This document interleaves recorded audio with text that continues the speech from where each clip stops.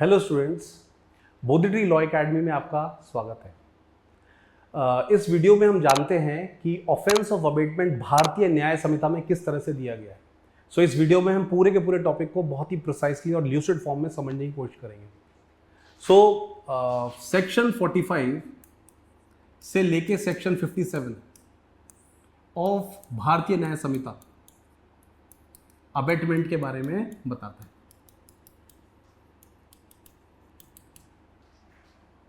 Okay, ठीक है। देखिए सेक्शन 45 जिसका मार्जिनल नोट है abetment of a thing. Abetment of a thing. So abetment of a thing का मतलब है that a person abets a thing. कोई भी व्यक्ति किसी भी चीज को अबेट करता है, तीन तरीके से वो कर सकता है। That is by instigation, he can do it by conspiracy, and he can do by intentional aiding। ठीक है।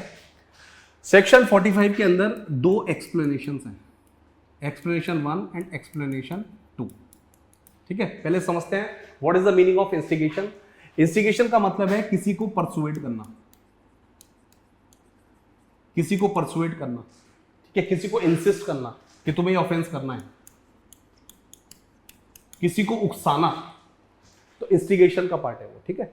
वहीं कॉन्स्पिरेसी, दैट इज टू और more persons, they have an agreement, to commit an offence. Not only this, agreement के अलावा उनको एक overt act भी करना है। ओवर्ट एक्ट से क्या मतलब है? ओवर्ट एक्ट से मतलब है कि ऑफेंस करने के डायरेक्शन में उन्होंने कोई पॉजिटिव एक्ट कर लिया है, पॉजिटिव एक्ट ले लिया है, तो ओवर्ट एक्ट कह सकते हैं उसको। ठीक है। वही intentional leading, that is equipping someone, किसी को हमने किसी ऑफेंस को करने के लिए फैसिलिटेट कर दिया। ठीक है, मतलब उसको ऑफेंस करना है, तो जैसे उसको मर्डर करना है चाकू से, तो हमने क्या किया, उसको कैसे फैसिलिटेट करा है, हमने उसको चाकू दे दिया। या उसको कहीं किसी को शूट करना है तो हमने उसको गन प्रोवाइड कर दी।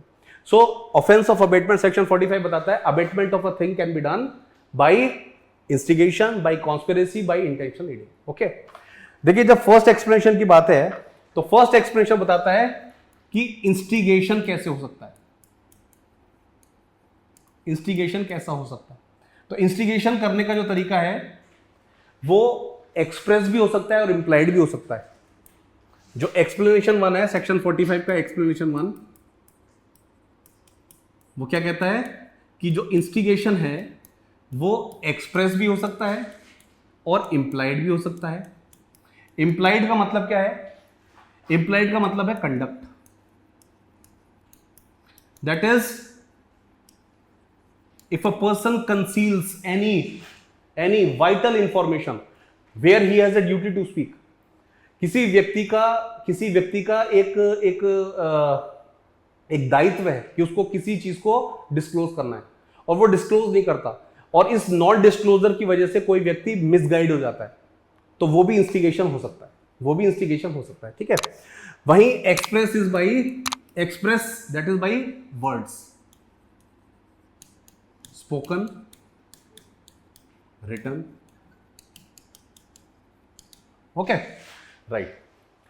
तो सेक्शन 45 का फर्स्ट एक्सप्लेनेशन बताता है कि इंस्टिगेशन एक्सप्रेस भी हो सकता है, इंप्लाइड भी हो सकता है। That is it can be done by wilful concealment. ठीक है। Instigation can be done by misrepresentation, it can be done by misrepresentation. हमने किसी को मिसगाइड कर दिया, तो कैसे किया हमने एक्सप्रेसली उसको कुछ ऐसा बोला जिससे वो मिसगाइड हो गया। Okay, right. वहीं सेक्शन 45 का जो एक्सप्लेनेशन 2 है, वो क्या कहता है? सेक्शन 45 का जो एक्सप्लेनेशन 2 है वो क्या कहता है? वो ये कहता है कि ऑफेंस ऑफ अबेटमेंट जो है वो हालांकि इंस्टिगेशन से हो सकता है, कॉन्स्पिरेसी से हो सकता है, इंटेंशनल एडिंग से हो सकता है, मगर एक बात बहुत महत्वपूर्ण है कि for the purpose of liability of the offence of abetment, अगर अबेटमेंट इंस्टिगेशन के द्वारा हो रहा है तो ऑफेंस हो या ना हो उससे फर्क नहीं पड़ता, liability of abetment will be intact, मतलब the person the abettor will still be liable for the offence. Same goes with the offence of abetment which has been done by conspiracy. अगर अबेटमेंट कॉन्स्पिरेसी के द्वारा हो रहा है तो actual commission of the offence is not important, but for the purpose of abetment by intentional aiding commission of the offence is very very important. अगर ये offence नहीं हुआ तो कभी भी अबेटमेंट बाय इंटेंशनल एडिंग कभी नहीं हो सकता, ठीक है। So this is your section 45 which is provided in BNS which provides for abetment of a thing. वही सेक्शन 46 डिफाइन करता है who is an abettor. Who is an abettor? So abettor का मतलब क्या है? अबेटर वह व्यक्ति है, any person who either abetted the offence, who either abetted the offense, or abetter can be considered as a person who actually executed his mens rea,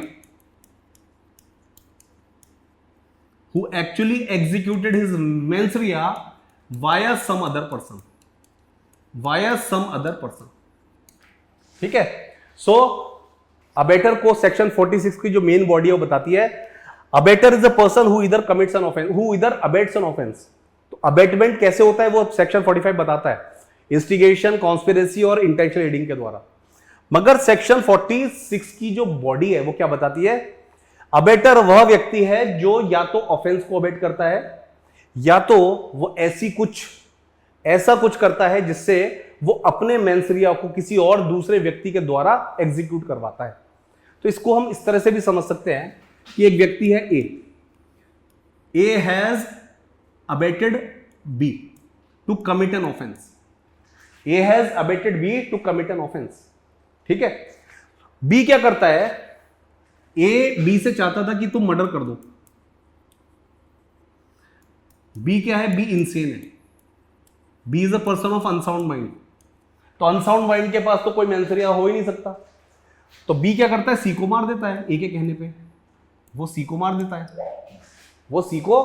है, तो can we say that B has committed the offence? No, it is A who has committed the offence. A has made B to execute his mens rea.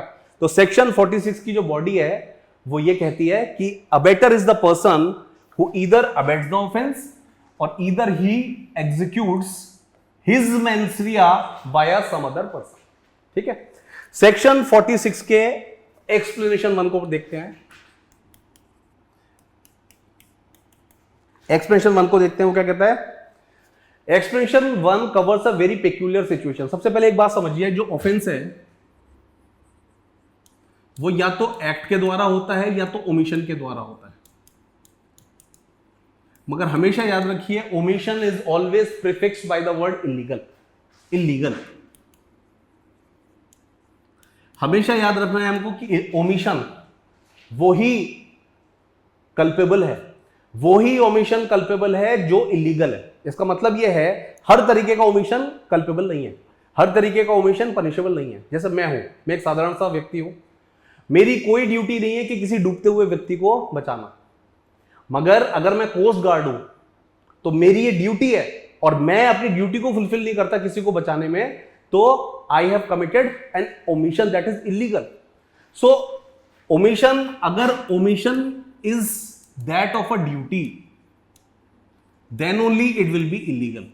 So that is why the word omission is always prefixed by illegal omission, ठीक है। सो omission जो है illegal से prefix होता है हमेशा। Explanation 1 क्या कहता है कि एक व्यक्ति है, उसने बी को एबेट किया कि तुम ओमिट कर दो, तुम अपनी ड्यूटी को ओमिट कर दो, ठीक है। सो ए जो था, A did not have any duty pertaining to that task. एक सिंपल इंसान था। बी कौन था? बी कोस्ट गार्ड था। ठीक है, तो ए बी से कहता है कि आज के दिन स्विमिंग पूल में जो भी कोई डूब रहा हो ना, तुम उसको बचाना मत।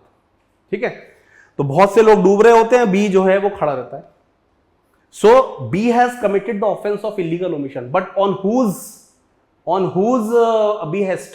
It is at the behest of A के कहने पे उसने ऐसा किया। सो explanation 1 provides that even A will be considered as an abettor of illegal omission, whether he has or he does not have the duty pertaining to that task. Okay, so ये explanation 1 ये कहता है कि A ने B को अगर उसकी duty ना करने के लिए अबेट किया है, तो even he will be liable for illegal omission. Okay, section 46 explanation 2 देखो क्या कहता है। Explanation 2 basically it is merely a reiteration. वो क्या कहता है कि सपोज ए ने बी को किसी ऑफेंस को अबेट करा है, ए ने बी से कहा कि तुम्हें ये ऑफेंस करना है। सो ए ऑफेंस करे या ना करे, irrespective of the fact that A will still be liable as an abettor.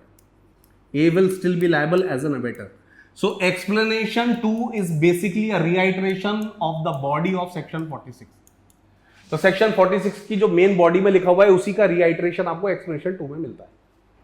Okay, section 46 का एक्सप्लेनेशन 3 देखते हैं क्या कहता है। ओके, एक्सप्लेनेशन 3 ये कहता है कि suppose A has abetted B to commit an offense. A has abetted B to commit an offense. Explanation 3 पढ़ देता हूं। It is not necessary that the person abetted should be capable by law of committing an offense, or that he should have the same guilty intention or knowledge as that of a abettor or any guilty intention or knowledge. ठीक है, तो explanation 3 ये कहता है कि suppose A has abetted B to commit any offense. अब याद रखिए B चाहे तो capable हो या incapable हो, to commit an offense, still A will be liable. So here a situation is contemplated. एक situation यहां पे प्रिज्यूम की जा रही है कि A ने B को किसी ऑफेंस को A ने B को अबेट किया to commit any offense. Let's say B क्या है? B insane है, B is a person of unsound mind, या B child है, डोली इनकैपेक्स है। ठीक है, सो दोनों के पास नेचुरल इम्यूनिटी है, दोनों के पास both of them have the immunity via general exceptions. ठीक है, so expression 3 provide that irrespective of the fact that the person who has been abetted, जिस व्यक्ति को अबेट किया जा रहा है वो incapable of committing the offence है, still A will be liable for the offence of abetment. ये एक्सप्रेशन 3 कहता है। ठीक है, ओके, एक्सप्रेशन 4 देखिए क्या कहता है। Expression 4 provides that if abatement is an offense, abatement to such an abatement is also an offense. Abatement to such an abatement is also an offense. इसका एग्जाम्पल क्या है? A ने B से कहा कि तुम C को बोलो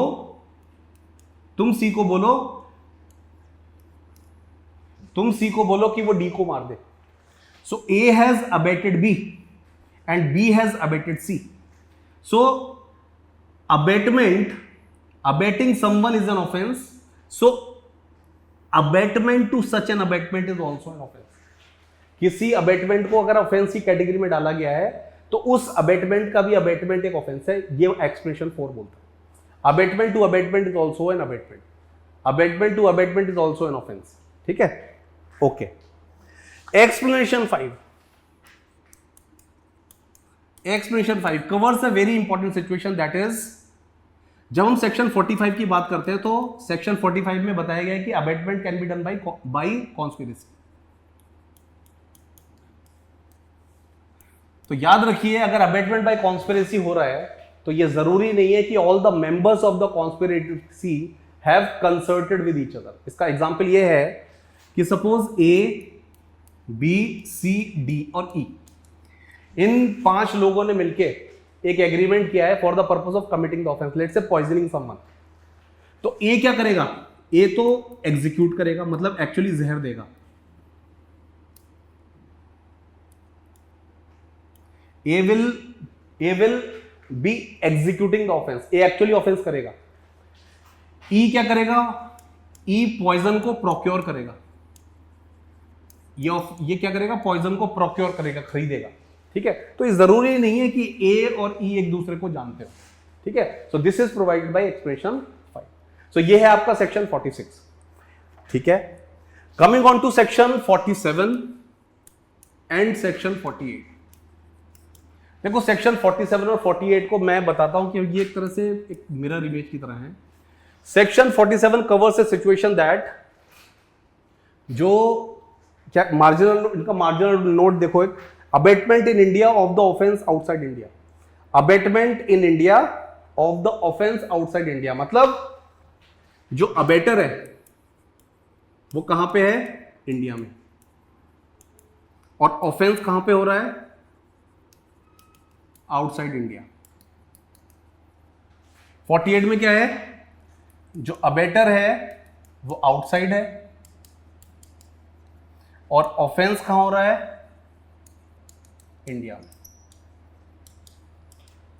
ठीक है, सो इसको ऐसे समझना है, if any offense has been abated outside India by any person who is located in India and it is an offense in India, it is an offense in India, then it will be considered as an abatement. Suppose India में बैठा बैठा कोई व्यक्ति है, वो बाहर कोई ऐसा ऑफेंस अबेट कर रहा है जो उस देश में, वो उस देश में ऑफेंस नहीं है, मगर इंडिया में वो ऑफेंस है, तो still he will be punished as an abettor. Same goes with section 40। Section 47 और 48 दोनों एक दूसरे के मिरर इमेज है, ऐसा समझो आप। सेक्शन 48 में what is the situation, abettor is outside India, बाहर बैठे हुए वो इंडिया में एक ऑफेंस को अबेट कर रहा है, so both of the person will be considered as abettor. तो सेक्शन 47 में सिचुएशन जो है वो सेक्शन 48 में जो वो सिचुएशन बिल्कुल रिवर्स है।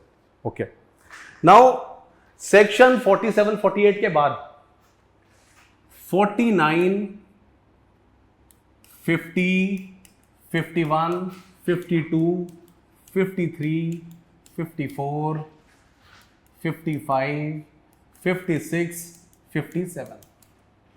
ठीक है, इसको एक टॉपिक में आप कवर करते हो, that is theories of punishment या फिर punishments under abetment. Under abetment मतलब ऑफेंस ऑफ अबेटमेंट को हम कैसे पनिश करते हैं, ऑफेंस ऑफ अबेटमेंट को हम कैसे पनिश करते हैं। ठीक है, हमने अभी तक तो ये सीख लिया कि ऑफेंस ऑफ अबेटमेंट कैसे डिटरमाइन करना है ना। अब हम समझेंगे कि ऑफेंस ऑफ अबेटमेंट को हम कैसे पनिश करेंगे। देखो पनिशमेंट के लिए भी इंपॉर्टेंट ये है, कई बार ऐसा होता है कि हमने किसी अबेटर ने एक ऑफेंस अबेट किया, मगर जो अबेटेड ऑफेंस है उसके साथ साथ कोई और ऑफेंस हो जा रहा है, तो क्या liability of the abettor will be also with respect to the offence which has been committed in addition to the offence abetted. So let us find out. Section 49 से लेके 57 का चंक है, उसको समझते हैं। देखो, अगर कोई ऑफेंस अबेट हुआ है और वो ऑफेंस कमिट हो गया है, offence abetted, offence committed, offence abetted, offence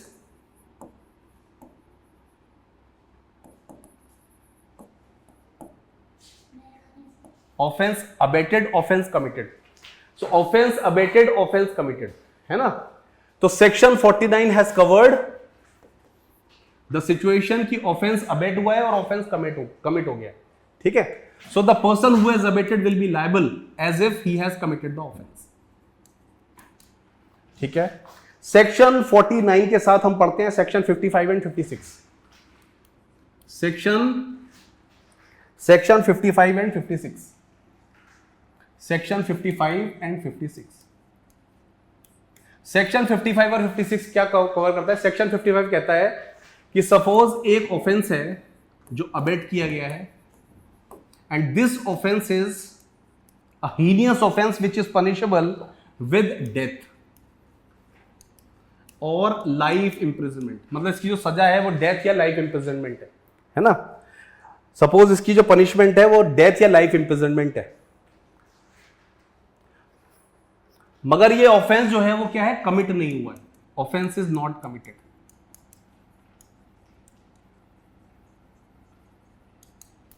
offence is not committed, offence is not committed, offence abate तो हुआ है मगर ऑफेंस कमिट नहीं हुआ है। मगर ऑफेंस जो है वो पनिशेबल क्या है, ऑफेंस पनिशेबल बाय डेथ और लाइफ इंप्रिजनमेंट है। तो there are two verticals. Abetment हमने किया, मतलब किसी अबेटर ने अबेटमेंट किया, अब ठीक है, मगर कोई भी एक्ट हुआ नहीं है, कोई ओवर्ट एक्ट भी नहीं हुआ है। So section 55 provides that the punishment is for 7 years. And if any act has been committed, if any act has been done, the punishment is 14 years. The punishment is 14 years, if I'm right. Yes, the punishment is 14 years. ठीक है, तो section 49 cover करता है कि offence abate किया, offence abate, जो abetted offence है वो हो भी गया। 55 कहा कहता है कि ऑफेंस अबेट किया मगर ऑफेंस हुआ नहीं, और ऑफेंस किस कैटेगरी का है, हीनियस कैटेगरी का है, that is punishable with death और लाइफ इंप्रिजनमेंट। तो उसके दो वर्टिकल हैं, अगर कोई एक्ट हुआ है तो 14 साल सजा है, अगर कोई एक्ट नहीं हुआ है पनिशमेंट इज 7 इयर्स। ठीक है, इसी का दूसरा जो दो सेक्शन है that is section 56। Section 56 covers a situation where offense has been abated and offense has not been committed, offense has not been committed and offense provides for any imprisonment।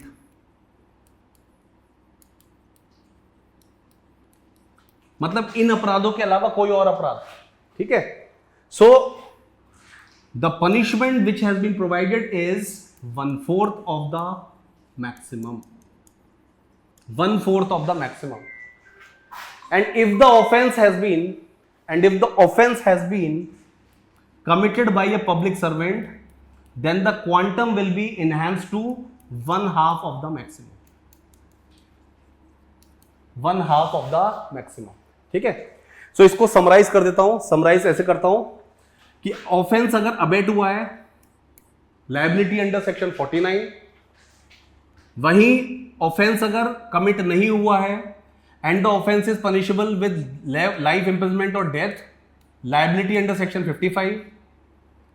वहीं section 56 क्या कहता है, offence abet हुआ है मगर offence commit नहीं हुआ है, तो liability under section 56, what is the quantum punishment क्या है, that is 1/4 of the maximum or 1/2 of the maximum if the offense has been done by the public servant। ठीक है, so ये theories of punishment है 49, 55 and 56, इन तीनों sections को एक साथ पढ़ते हैं। ठीक है, इसके अलावा एक और सेक्शन है दैट इज सेक्शन 54। ऑर्डर देखो, ऑर्डर इसी तरह से पढ़ना चाहिए आपको। Section 54, section 54 is a very important section. Section 54 आपको बताता है एक situation that when the offence has been abetted and the abettor is present on the scene of crime, and the abettor is present on the scene of crime. और ऐसा अगर होता है, मतलब जो अबेटर है वो सीन ऑफ क्राइम पे भी मौजूद है, तो he will not be considered as an abettor anymore, he will be considered as an offender.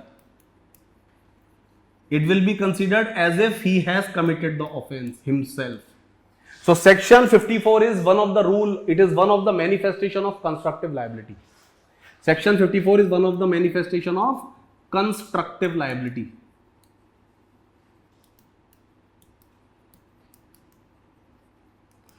Section 54 जैसा जो टॉपिक है, सेक्शन 54 को इसीलिए हम कॉमन इंटेंशन के साथ पढ़ते हैं, कॉन्स्पिरेसी के, क्रिमिनल कॉन्स्पिरेसी के साथ पढ़ते हैं, इसको हम उसके साथ भी पढ़ते हैं, अनलॉफुल असेंबली के साथ भी पढ़ते हैं। ठीक है, तो ये rule of constructive liability section 54। ठीक है, नाउ सेक्शन 55, 54, 55, 56 हो गया। इसके बाद आते हैं एक important chunk that is section 50, 51, 52 and 53। 50, 51, 52, 53। ठीक है, देखो सेक्शन 50 क्या कहता है? सेक्शन 50, एक एक सेक्शन करते हैं। सेक्शन 50 क्या कहता है? सेक्शन 50 मार्जिनल नोट पढ़ लीजिए। Punishment of the abetment if the person abetted doesn't act with different intention from that of abettor. A ने बी को अबेट किया to commit murder, but what B does? B causes grievous hurt. B ने क्या किया? ग्रेवियस hurt किया। इसका मतलब क्या है? He has done the offence with different intention और knowledge. Intention is different, intention is different. Now what is the scenario? The scenario is irrespective of the fact that whatever his intentions were, चाहे इसकी intention कुछ भी रही हो, A will be liable for the offense of abatement. इसीलिए section 50 को section 46 के explanation 2 के साथ पढ़ा जाता है। एक्सप्लेनेशन 2 के साथ पढ़ा जाता है। तो ये सेक्शन 50 है। भले ही उसने कोई भी अबेटमेंट किया है और ऑफेंस कोई भी हो गया हो, the liability of the main offence will be there, the liability of abetment will be there. ठीक है, ये आपका सेक्शन 50 है। ठीक है, section 51, section 51 very important section. Section 51 contemplates a situation that A has abetted the offence.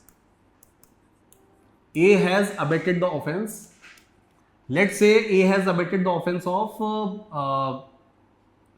let's say lurking house trespass।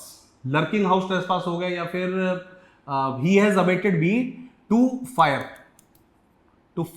up a house।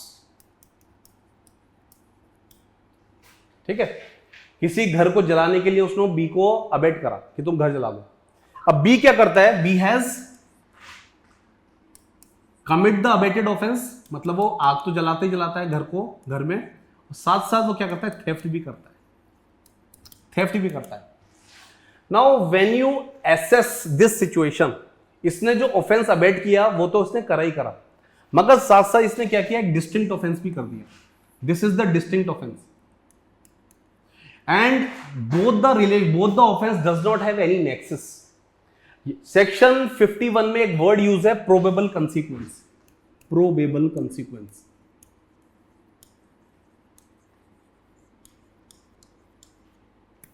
तो आपको ये देखना है कि अगर इन दोनों ऑफेंसेस में किसी भी तरीके की पॉसिबल कॉन्सिक्वेंशियलिटी है, in that case A, that is the abetter, will be liable even for the offense which has not been abated।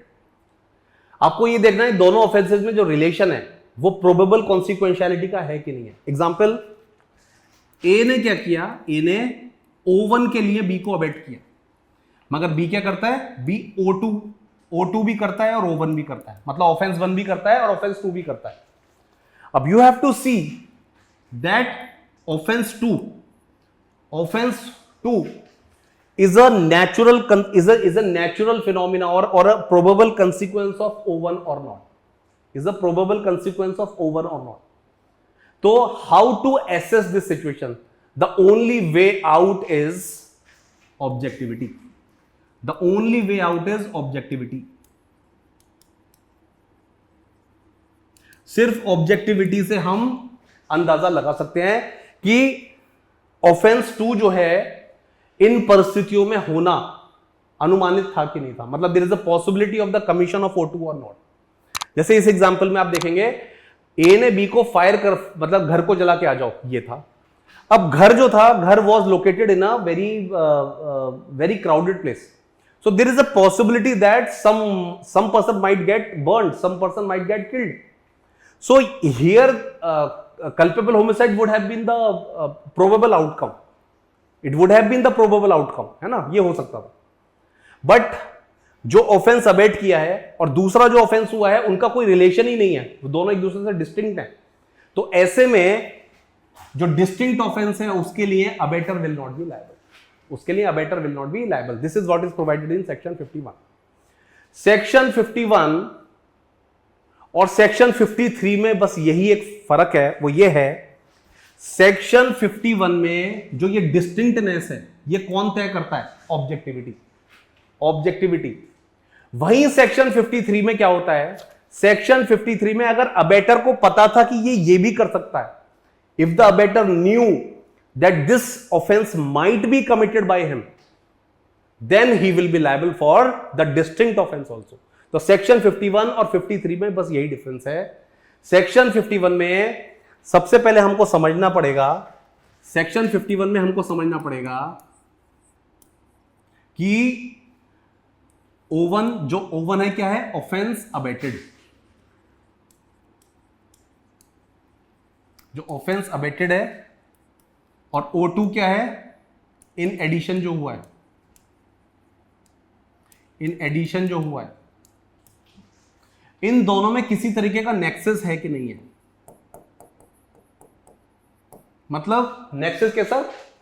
Probable कंसीक्वेंशियलिटी का है। दोनों में इस तरीके का संबंध है कि O1 हो रहा है तो O2 होने के भी चांसेस है। तो 51 कहता है कि अगर O2 होने के भी चांसेस हैं तो ऐसे में O2 के लिए भी अबेटर लायबल होगा।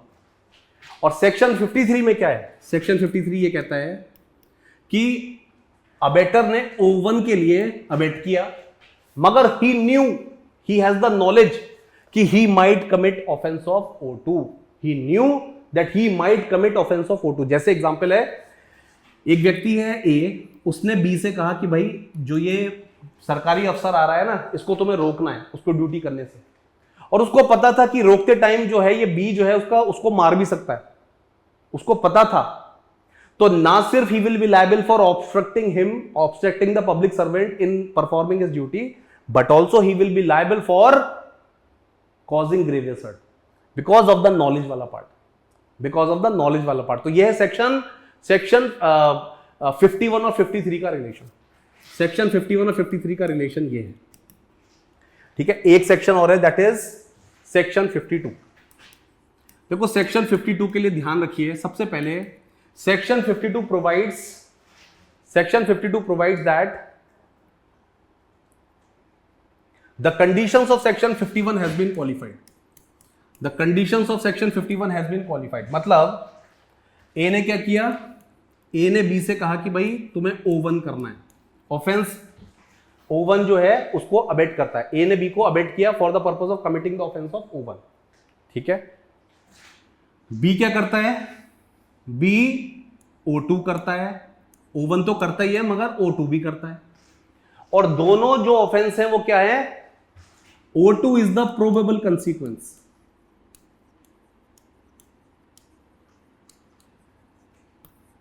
O2 is the probable consequence. O2 is the probable consequence. तो सेक्शन 51 क्या कहता है? 51 कहता है कि बोथ द ऑफेंसेस के लिए ही will be liable. But what the section 52 provide? Section 52 provides for the cumulative punishment. Cumulative punishment का मतलब यह है, देखो कुछ ऐसे ऑफेंसेस होते हैं जिसमें जब इंग्रेडिएंट्स आप एग्जामिन करोगे तो उसमें 2 या 2 से अधिक ऑफेंसेस ऑलरेडी होते हैं। जैसे grievous hurt with deadly weapon, तो grievous hurt with deadly weapon में ऑलरेडी ग्रेवियस हर्ट तो है ही है, बस उसमें एक्स्ट्रा एलिमेंट क्या है? That the instrument use has been deadly weapon. Grievous hurt simpliciter और ग्रेवियस हर्ट डेडली वेपन में डिफरेंस क्या है? वेपन जो यूज हुआ है ना। सो अगर ये परिस्थिति है कि O1 और O2 मिला के कोई डिस्टिंक्ट ऑफेंस बना रहे हैं, तो इस ऑफेंस की जो क्यूमुलेटिव पनिशमेंट है वो भी अबेटर को मिलेगी, वो भी अबेटर को मिलेगी। ठीक है, सो समराइज करता हूं एक बारी। Section 46 abetment of a thing बताता है। सेक्शन 46 जो है अबेटर बताता है। सेक्शन 45 बताता है abetment of a thing. Section 46 abettor बताता है। Section 46, 47, 48, 47 and 48 covers abatement and offense. Abatement outside India, abatement inside India, offense outside India, offense inside India. 45, 46, 47 and 48. ठीक है, इसके बाद थ्योरीज ऑफ पनिशमेंट, उसको हमने कैसे पढ़ा? 49 के साथ हमने पढ़ा 55 and 56, Offense abated, offense committed 49. Offense abated is punishable with death or life imprisonment, and any act has been done. Any act has been done. Punishment is 14 years. No act has been done, 7 years. Section 56, offense has been abated, but the offense has not been committed, and the punishment is imprisonment. What is the quantum? 1/4 of the maximum, and 1/2 if the offense has been committed by a public servant. ठीक है. फिर उसके बाद हमने पढ़ा section 50, 51, 52 and 53. ठीक है. Section 50 is the manifestation of section 46 का एक्सप्लेनेशन 2. वहीं सेक्शन 51 क्या कहता है? सेक्शन 51 बताता है it is related to probable consequence. एक ऑफेंस अबेट हुआ मगर डिफरेंट ऑफेंस हो गया. एक ऑफेंस अबेट हुआ और दूसरा ऑफेंस हो गया, डिस्टिंक्ट ऑफेंस हो गया. तो डिस्टिंक्ट ऑफेंस की लायबिलिटी है कि नहीं है? डिस्टिंक्ट ऑफेंस की लायबिलिटी तभी है अगर डिस्टिंक्ट ऑफेंस प्रोबेबल कंसिक्वेंस है. ठीक है. वहीं सेक्शन 53 कहता है कि अगर डिस्टिंक्ट ऑफेंस अगर है और प्रोबेबल कंसिक्वेंस भी है, डिस्टिंक्ट ऑफेंस और प्रोबेबल कंसिक्वेंस में अगर नॉलेज वाला एलिमेंट है तो liability will be that of section 53. वहीं section 52 provides for the cumulative punishment with respect to the distinctness of the offence. तो सेक्शन 52 के लिए 51 का होना आवश्यक है. ठीक है. So I have tried to cover entire topic of abetment in a very precise manner. Hope this helps. For such informative videos, please keep supporting Bodhidharma Law Academy. Thank you so much.